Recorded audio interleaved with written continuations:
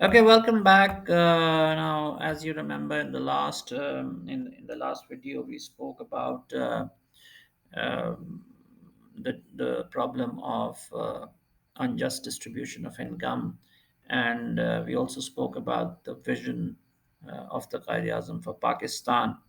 But unfortunately, that has not been realized. So some of my students, Ali Akbar, Hussain, and John, they made a video about what happens in cities and how the poor make ends meet, if that's the right term to use. So let's watch this video, and then we will do a further analysis and close this discussion. कमाते किस तरह आप लोग? हम गुब्बारे बेच के कमाते हैं। और घर का खाना पीना कैसे होता है? जितना हम बेचते हैं 500-600 के बिक जाते हैं जी। सुबह का चाहिए आ जाए। अभी जाता हूँ मैं गुब्बारे बेचने के लिए। पानी से बाहर आके ना तड़पती है ना वो, हम भी ऐसे तड़पते हैं। नफरत करना तो आसान है किसी से भी, लेकिन उसके अंदर दिल का हाल पूछो ना, उसके अंदर दिल को टटोलो तो सही कि उसके अंदर है क्या।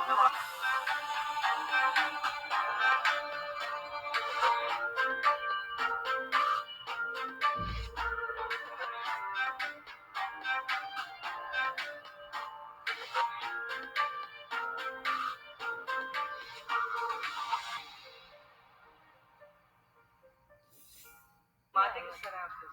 हम गुब्बारे बेच के कमाते हैं। और घर का खाना पीना कैसे होता है? जितना हम बेचते हैं 500-600 के बिक जाते हैं जी। सुबह का चाहिए आ जाए। अभी जाता हूँ मैं गुब्बारे बेचने के लिए, चक्कर मारने के लिए। 500-600 के वैसे बेच लेता हूँ, बेच के उसमें से रोटी ये बताएं कि यहाँ पे बारिशों में क्या सूरत हाल होती है? बारिशों में क्या होता है, पानी आता है, सारा किचरा करके चला जाता है। कभी इधर से आता है, ये पूरा भर जाता है, तो आने जाने वाले का रास्ता ही नहीं होता है। हाँ, मगर आप कहाँ सोते हैं? हम सोते हैं, अपना घर होता है ना। अरे तो जब भी गीला हो जाता है उसका काम, उसके ऊपर बाल होता है। बाल होता है, तरपाल होता है, वो गीला, वो देखो जैसे तरपाल ऊपर पड़ा हुआ है ना, इसकी वजह से अंदर पानी नहीं आता। कभी कभी देखने आते हैं, यहाँ पे भी लोग आते हैं, खाना पानी आटा राशन देने आते हैं। कभी कभी ईद के टाइम पे आते हैं, वैसे कभी नहीं आते। नहीं आते, नहीं आते। मतलब आप लोग खैर बहुत कम रखते हैं। हाँ, यही बात है। हम जैसे गरीबों का हाल ही ऐसा है, कोई आता है एक दिन, आता है एक दिन चले जाता है। और पानी की प्रॉब्लम है कोई? पानी नहीं, नहीं, पानी हम यहीं भी बिकता है। तो ये कटर की लाइन भी है? हाँ, यही है, इसके बराबर में पानी बिकता है। पानी बिकता है, आपको कितना पड़ता है? हाँ, ये पानी आया है, गाड़ी वाड़ी नहीं है, बड़ी गाड़ियाँ आती हैं। ठंडा पानी वैसे मिलता है? हाँ, ठंडा पानी होता है, कभी ठंडा कभी गर्म। अल्लाह है भाई, ये अल्लाह सही कर रहा है। मेरी है ना, आज 3 बहन है, 2 भाई है, मेरा 8 बार है। तो पालना मुश्किल होगा फिर? नहीं, अल्लाह है।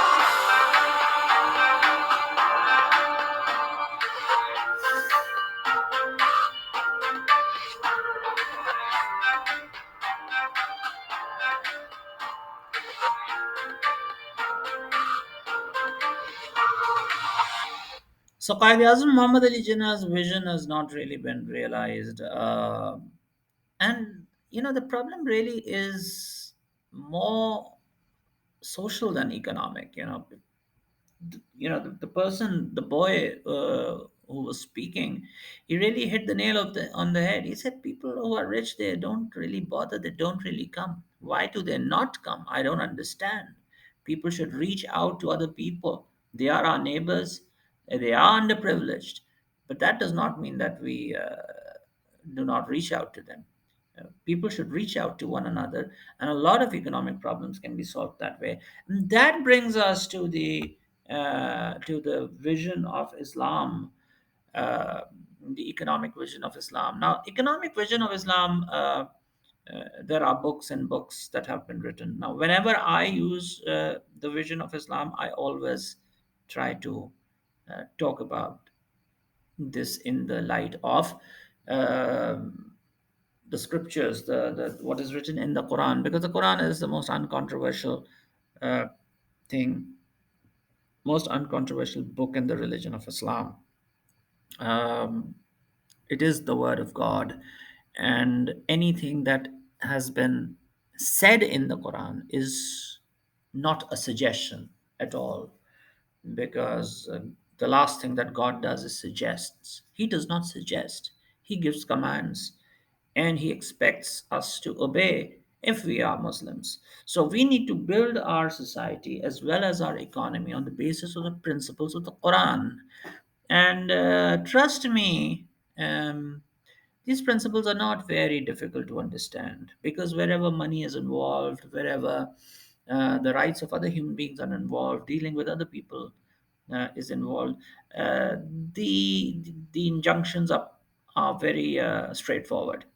Uh, and the great thing is that there are rewards for people who follow those injunctions, and there are severe punishments for those who don't. Of course, when we talk about severe punishment, we are not talking about non Muslims. They are not the believers. The book is not for them. So please do not think that I'm talking about a system which is intolerant towards other religions. I'm talking about people who are Muslims. Being a Muslim, according to the Quran, is a responsibility. You take up a responsibility, then if you do not fulfill it, there are going to be consequences, like there are consequences in any organization. Now, either don't join the organization, but if you've joined it, don't harm it. Please fulfill your side of the responsibility. So there are three major principles that we are going to discuss for this particular presentation. The first is the Islamic economic system stresses production of wealth. Please try and understand, Islam is not a religion of hermits. It does not promote a system where you confine yourself in a house or in an ashram or in a cave and you meditate and meditate and meditate until you find God. That is not what Islam has promoted. Well, if there are any denominations within Islam that believe that this is true, they can continue doing that. I do not mean to offend them. But my basic understanding is that Islam is a very practical religion, and it tries to build an economic system in this world with a view to achieving the welfare of mankind, both in this world and the other. If you remove the vision of the next world, then Islam's vision for this world is also gone. So you need to understand that whatever Islam talks about, it's talking about good in this world, good in the next world. So there are two worlds.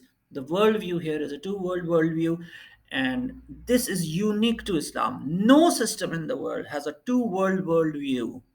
No system in the world says that you do good in this world and you do good for the next world as well. You do good here and then you send it to the next world and you will reap benefits there.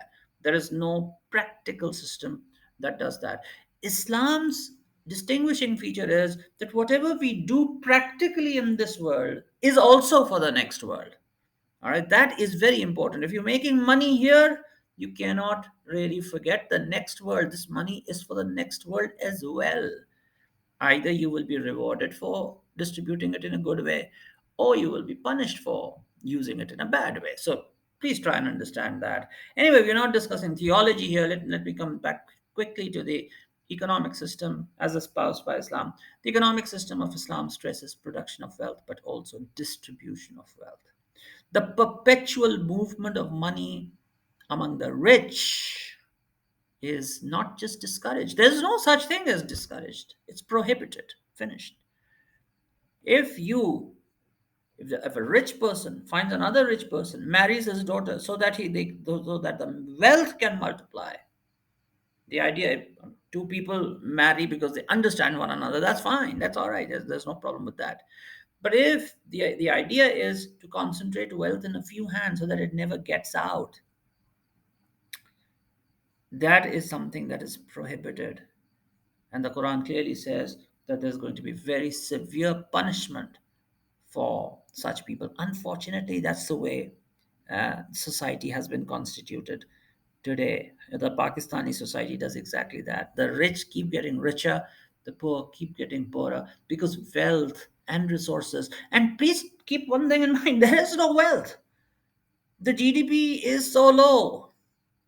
The GDP is so low, the national income is so low. That's the first thing. I mean, distribution will come later. The first thing is generating the income. The income generation is not very strong, and then people are not awarded anything on merit. You get a job on the basis of who you know at the end of the day. I mean, in my entire career, I haven't seen a single organization. I'm really sorry to say, but I haven't seen a single organization where people were hired on merit. Okay. Uh, who do you know? Who's your reference? Where do you come from? Who you're related to? That is also a method of keeping wealth in a few hands. I mean, in England, I applied for a job in England once, and you know what happened? They sent me a form. They said, look, if you have anyone working in this organization who's related to you or known to you, declare it. We won't hold it against you, but he should not give you unfair advantage over those who are applying and do not have any relations in our organization. That's the way you do it. That's a merit-based system. And we have institutionalized this system where merit does not exist. We have quotas, we have uh, connections, we have brown envelopes, underhand payments. Wealth stays in a few hands. There is severe punishment in the coming world for this. If we believe. If you don't believe, then everything is fine. The second thing is hoarding. When Pakistan was created, the Qaid Azam made a speech on the 11th of August 1947, and in that he said that Pakistan has two great enemies. The first is black marketing, the other is bribery. A great man will never find a small enemy. He hated them because these were big enemies of Pakistan. Black marketing is the result of hoarding. You keep things in your hands until you reduce supply to the point where you increase the prices. People who hoard, the Prophet of Islam has promised them that they will not be they will not undergo question and answer on the day of judgment. They will be thrown into hellfire straight away. And the Quran says that. I mean, as I said, I'm not going to rely on hadith. I'm going to look at the verses from the Quran. The Quran clearly says that the fire of hell is inviting you. It's ready for you. Okay, why is it ready for you? Because you collected wealth and hoarded.